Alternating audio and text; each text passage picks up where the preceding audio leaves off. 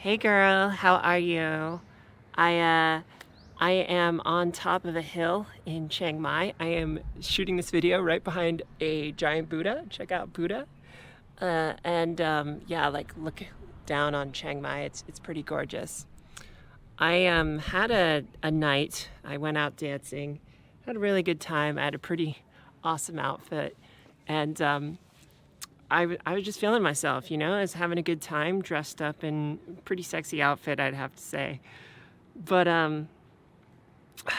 yeah, I saw a guy who was very confident, very attractive. He was clearly the alpha of his group, and that's my type. So he just kind of ended up next to me at some point when I was just like dancing and just having a little drink and just hanging out.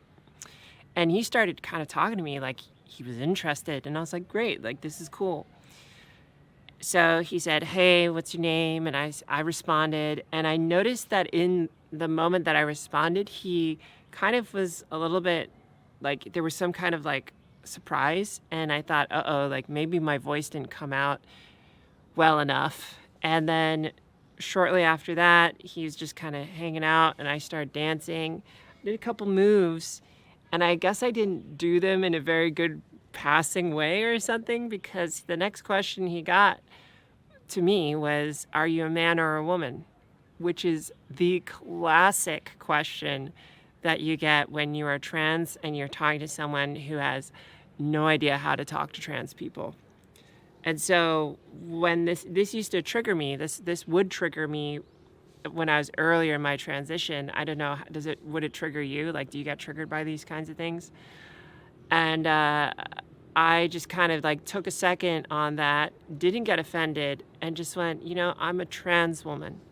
And he then kind of was like, wow, you are so hot. Oh my God. I'm going to take my leave. It's not for me, but I think you're really, really hot. And he left. And that was probably the best handled situation that a guy who would be closed off to trans people could have a reaction on. Like, I think that's the best reaction that you can get out of that situation, wouldn't you say? And it had me kind of just go, okay, shrug it off and move on. But it's this thing that I feel like as a trans person, you keep running into over and over and over again. And let me know if you run into this too.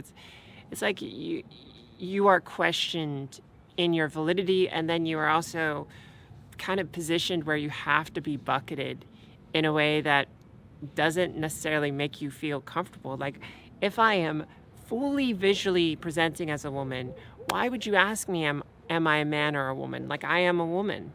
Am I trans? Maybe that's like worth asking. But like, what? Suddenly I'm just going to be like, yo, bro, I'm a man. Like, that doesn't make any sense to me. So like, it just has me go, this thing that you keep running into, no matter how far I am on my transition. Is it like, I question myself with my ability to pass? Is it like my voice? Is it my hips? Like, is it my rib cage? Like, what is it that's causing sometimes people to know? Is it that I'm too obviously confident and that I'm too tall? Like, it's just like there's just an array of things, and it just doesn't seem to ever end.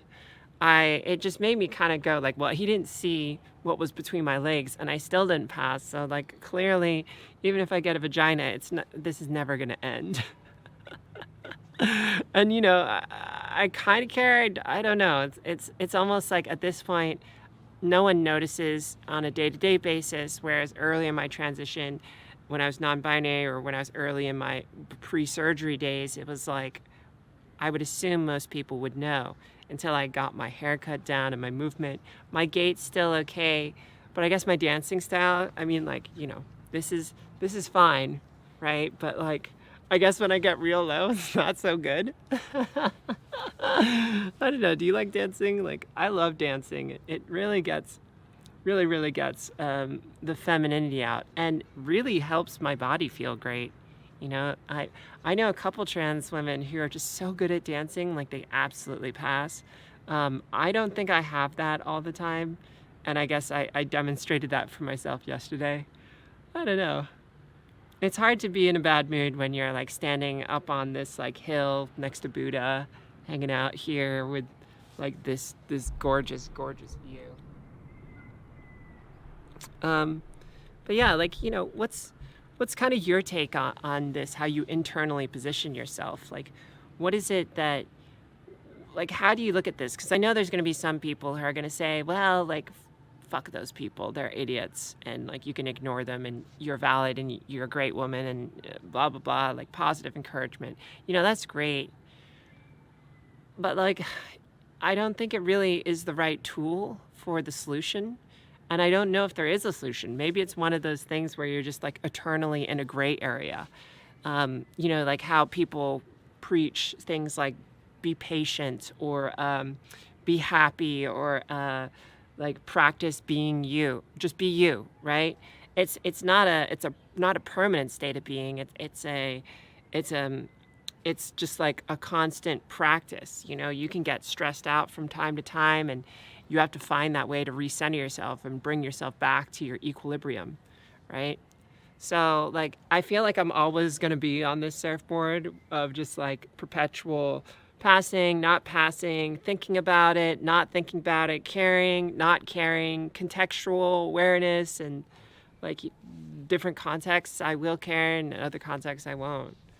But it does kind of gnaw on me. I think there's like this consistent reminder of like, can I ever achieve being seen as a cis woman by everyone?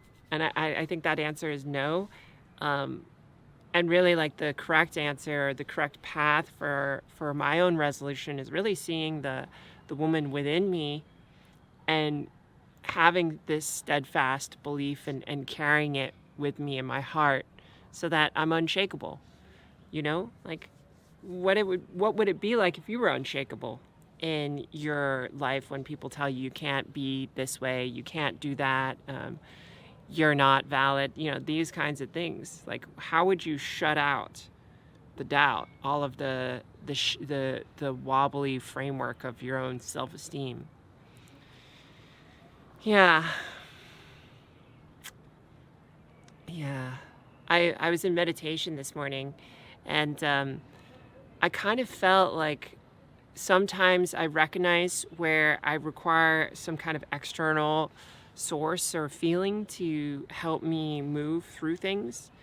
And you can like take this feeling if you can like hold it. So like if you close your eyes right now and you just like focus on, let's say, are you feeling anxiety? Is there something like negative or anything that you're uncomfortable about that you're feeling inside you? And then can you flip the switch? Can you like turn it around and suddenly like feel the exact opposite? That is the magic maker of like getting rid of this external sourcing of one's validity. It's like, can you invert that external attachment to validity so that you are internally attached to your own validity? Like, that's the magic, and that's a practice. I feel like it's not a permanent state of being. It's just a reminder on how you can anchor back into yourself. So yeah, if you've liked this video, please like it and subscribe. If you're new here, I really appreciate your support and telling the algorithm that these kinds of videos need to go out there. If you would like to join me in my memberships and join my travel diary as I'm traveling around the world, please do. I would love to have you as a member. And yeah, I'll see you in an episode soon. Bye.